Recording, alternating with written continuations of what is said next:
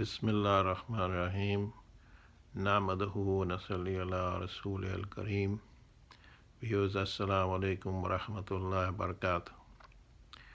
Allah subhanahu wa ta'ala's treasures are so vast that even if Allah subhanahu wa ta'ala gives everything to every human being from the time of Adam al-Islam to the last person, it would not diminish his treasures even by a drop of water, a tiny drop that sticks to a needle if one dips it into an ocean. So Allah Tabarak Ta'ala's treasures are beyond human imagination. But in the treasures of Allah subhanahu wa ta'ala, the greatest treasure is not gold, silver, diamonds, or the wealth of this world. The greatest treasure in the treasures of Allah is the treasure of Hidayat, guidance.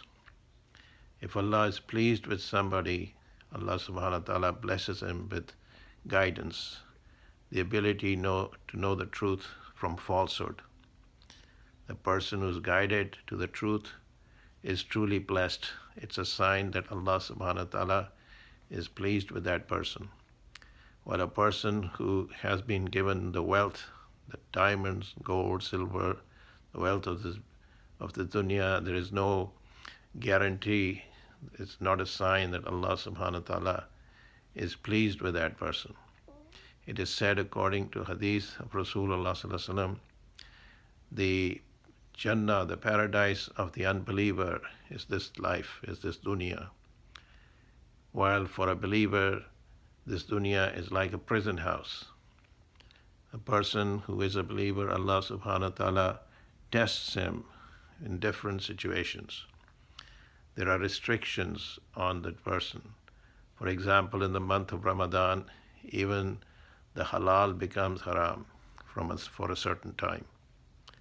This is a restriction from Allah subhanahu wa ta'ala to test the iman of that person. A person is tested every day with 5 times salat. He's now living his life according to the rules of Allah subhanahu wa ta'ala. He's a slave of Allah. He's obeying the orders of Allah subhanahu wa ta'ala. When Allah subhanahu wa ta'ala tells him to get up for Salat al-Fajr, he sacrifices his sleep, gives up his sleep, and he stands up in obedience to the order of Allah subhanahu wa ta'ala. Then a few hours later, when it's time for Salat al-Zuhr, again, whatever he's doing, he gives that up to show his servitude, to show his submission, to show that he is an obedient servant of Allah subhanahu wa ta'ala, regardless of what's going on in this dunya. Then again, after a few hours, it's time for Salat al-Asr. So now he has to leave everything, whatever he's doing, and stand up and obey the commandment of Allah subhanahu wa ta'ala and perform his salat. Then a few hours later, again it's time for Salat al-Maghrib. So he has to give preference to that because he is a slave of Allah subhanahu wa ta'ala. His life is being regulated. His time is now the time that is time for the ibadat, for the worship of Allah subhanahu wa ta'ala. Then when the day is coming to an end, once again he stands up and he offers a Salat al-Isha. And this routine is not just for a few days or a few months. This is a routine that Allah has established for him for his entire life. And this is just one part of the ibadah. And then, of course, in the intervals between the salats, he's still a servant of Allah. He's not allowed to see what Allah has prohibited. He's not allowed to hear what Allah has told him not to hear. He's not allowed to talk what Allah has told him not to talk. So his entire life is a life of servitude, a life of slavery to Allah. not to the creation. Whereas an unbeliever is also a slave, but he's a slave of his desires. His slavery is of a different type. He wants to make this life, this dunya, into a paradise. So all his time is spent in making this life into paradise, into Jannah. And he never succeeds. He keeps working and working. It's like a person walking in a desert and he sees at a distance what appears to be water, a mirage. And he keeps walking and walking until he comes close and finds there is no water, and his life comes to an end. This is the condition of an unbeliever. He's trying to create Jannah, paradise, in this life. He's all the time concerned how he can increase his pleasures. And he goes on and on until his time is up. So Allah subhanahu wa ta'ala has warned many times in the Quran that don't be deceived. This life is a deception. There is a hadith about Isa alayhi salam. The world came to him in the form of a beautiful bride. And Isa alayhi salam asked, "Who are you in the world?" This dunya said, "I'm dunya." He said, "How many times have you been married?" And the dunya replied, "Too many times to remember." Then Isa alayhi salam said, "What have you done to your husbands?" And dunya said, "I've killed them all." So those people who are trying to make this life into paradise, into Jannah, always get disappointed. That's why Allah subhanahu wa ta'ala has mentioned in Surah Asr of the Quran that everybody is in a state of loss except those who have iman, faith, and those who are doing good deeds that Allah subhanahu wa ta'ala calls good deeds, and those who are calling others to the truth and who remain steadfast, patient till the end. So all the others, Allah subhanahu wa ta'ala has called them losers. So one should not be deceived by the riches of this dunya, the material things. They're only temporary. They're not signs of success. If they were signs of success, you would be seeing palaces and luxuries during the time of Rasulullah sallallahu alaihi wasallam, going back to his time, but you'll not see any structure that was built by the Prophet sallallahu alaihi wasallam or by the rightly guided caliphs, because they understood that this dunya is not as much as a wing of a mosquito. There is a hadith of Rasulullah sallallahu alaihi wasallam that this life, this dunya, is in front of Allah, in the eyes of Allah subhanahu wa ta'ala, is not as much as a wing of a mosquito, a despised insect, imagine. And if it was, Allah subhanahu wa ta'ala would not give the unbelievers even a sip of water. So this is the condition of this dunya, after which everybody seems to be running and considering that to be success. So the Quran warns again and again that this is not success, this is deception. So imagine a person, even if he has a life of 100 years, and Allah subhanahu wa ta'ala gives him everything that he desires. But a day will come when he'll have to leave everything. And imagine a life that is never ending, for millions and billions of years. And that life is something that is certain. And that life will start when a person leaves this world. So imagine how Shaitan, the devil, deceives the person into working day and night for something which is uncertain, something which is going to end. So everything, when a person goes to buy something, he looks at the quality, he looks at the quantity, He looks at how long it's going to last. These are the kind of things when a person is buying something. Now, in the case of this dunya, one sees Allah subhanahu wa ta'ala, the quality is, is inferior. As we know, as we get things, they get old, and a time comes when they have to be thrown away. There is a time, even the quality of the thing is not good, it's not permanent. Whereas things in Jannah, whatever Allah subhanahu wa ta'ala gives a person in paradise, is not of poor quality that it's going to keep going down in value. It'll keep going up. And it's going to last, whereas things of dunya do not last. So Allah subhanahu wa ta'ala gives examples in this life that when a person is looking for something, if he wants to build a house, he wants to see that house is going to last. It's going to be, and they build houses which may last for hundreds of years, although the human life is not that long.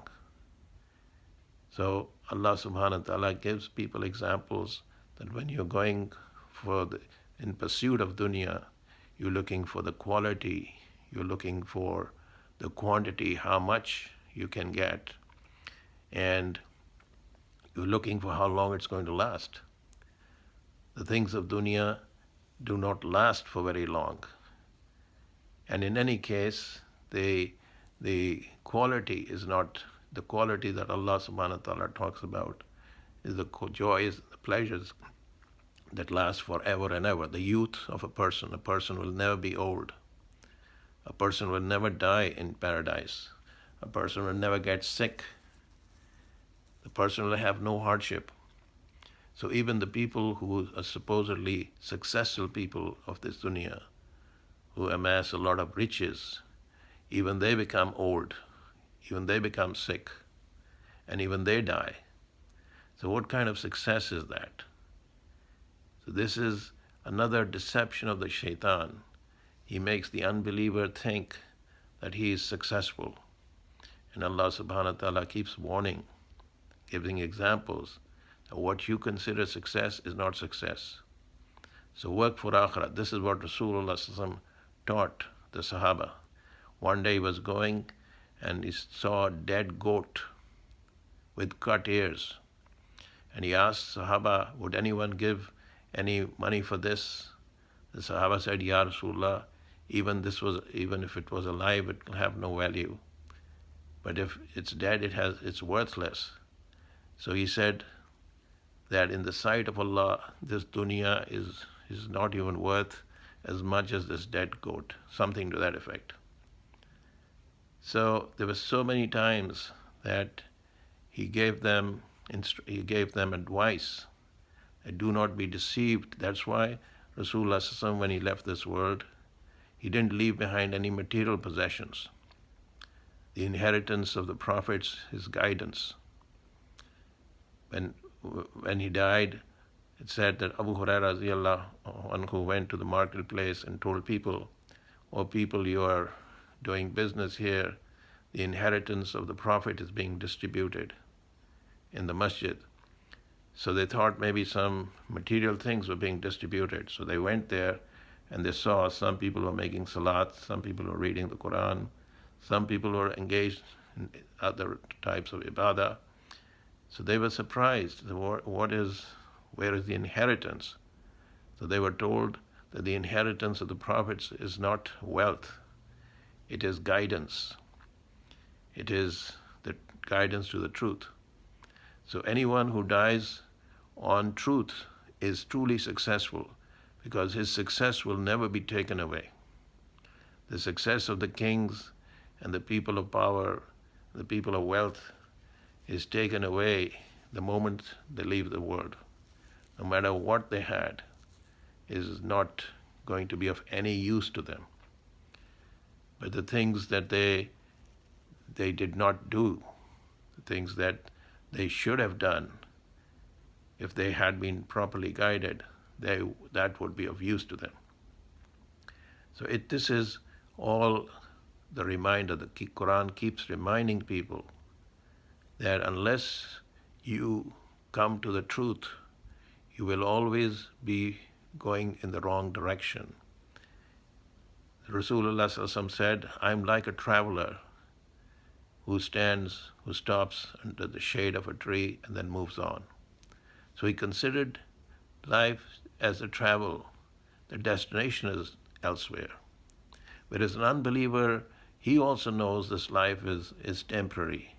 But his thinking is life is a journey, so enjoy the ride. That's what he thinks. That it's a journey, so enjoy the ride. Whereas Rasulullah said life is a journey and you have to prepare for the destination. So it's a very different way of thinking. Imagine somebody is on a journey, as enjoying the journey, but he doesn't have any money, he doesn't have any provisions for where he's going. So he lands at the airport and he doesn't have any means to go and stay anywhere. So he enjoyed the ride. He had a very good ride. He had a very pleasurable ride. But when he arrives, he doesn't have any passport, he doesn't have any visa, he doesn't have anything. So this is a foolish way of looking at life. That life is a journey and enjoy the ride. Life is a journey, but one has to be prepared. When a person is traveling, he has to check his papers. Does he have the right papers? Does he have the right currency? Does he have enough reservations? He's made his bookings or whatever plans. You see, people are traveling, they make plans. So Allah subhanahu wa ta'ala has given examples of that in this life. So it says, if you're going to a next life, do you have enough provision for that? Are you prepared for that? So Rasulullah ﷺ considered and taught the ummah that we are here just like travelers. But this travel, there's a destination. If we don't prepare for that, then we will have regrets. So every moment of life is very important. We are either gaining our akhirah or we are losing the akhirah, the next life. And reminders, that's why the Quran says, remind them of use as reminder. Because human beings are forgetful. It's nature of human being that we have to be reminded all the time. What is salat 5 times a day is a reminder. It's a reminder that we are creation of Allah subhanahu wa ta'ala. We didn't just spring up from the earth. We just didn't happen to be here just by chance, but by accident. Allah subhanahu wa ta'ala said we have a purpose. And all these theories that we just happen to come and just process, this is all nonsense. There's no scientific basis for that. This is another deception of the shaitan. And people think that we are just here by chance, so we should try to get the maximum pleasure, and then it'll end one day. And this is all nonsense because there's no scientific basis or any other basis. This is just self-deception or wishful thinking, if you want to call it. So Allah subhanahu wa ta'ala is saying that I created you, and I created you for a purpose. And there's a place that is going to come after we leave this life. So Rasulullah ﷺ kept stressing that all his life, and the Quran keeps talking about it, that do deeds that are pleasing to Allah subhanahu wa ta'ala. So Allah subhanahu wa ta'ala has made a schedule for a human being. The human being has not been given time, as some people say, I have so much time, I don't know how to kill my time. Time is not to be killed. People find frivolous pursuits. They spend tons and tons of money just to while away their time. And they waste their lives. Imagine how many people have acquired so many hobbies because they don't know what to do with their time. They don't know what to do with their money. They have so much money and now they want to spend that. So they keep buying cars and they keep buying jewelry and they keep buying expensive things, and it gives them momentary pleasure. It's said in a hadith of Rasulullah, if the son of Adam, something to this effect, has a valley full of gold, he would want to have 2. If he has 2, he'd want to have 3. So there's no end to human desires. Even if a person is 100 years old, he's still thinking of a distant future. He's not thinking that he has to leave. So we have to keep reminding ourselves that we are just temporary residents. There's nothing permanent in this life. All this thing about permanent address and this, there's nothing permanent. Everything is temporary and it's going to end, but what is permanent is the akhirah. But there is an effort for that, and the effort for that is in this life. So we ask Allah subhanahu wa ta'ala to guide us to the right path. Wa akhirat dawana in alhamdulillah rabbil alameen.